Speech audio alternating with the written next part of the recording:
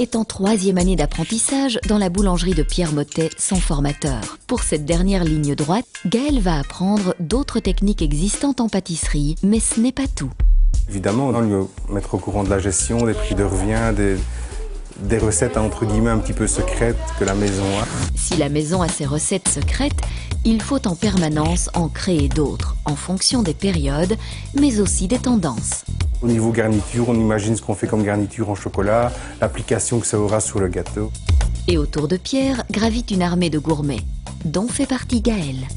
Souvent, il me laisse repartir avec un petit gâteau individuel chez moi pour goûter, pour voir ce que j'en pense. Mais après avoir goûté et réjoui ses papilles, ce sera au tour de Gaël de jouer avec les saveurs. Il doit faire des recherches lui-même, par internet, des livres, aller voir chez d'autres collègues pour suivre un peu les modes, les tendances, etc. Gaël est curieux.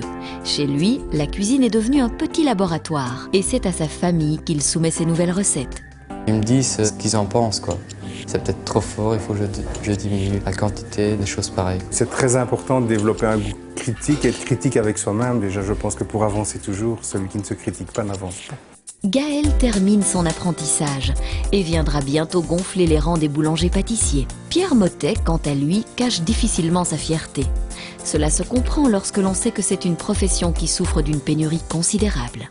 Et travailler les week-ends, les jours fériés, les nuits, c'est un métier assez contraignant. Donc quand on a un bon élément qui arrive en fin d'apprentissage, on est vraiment heureux.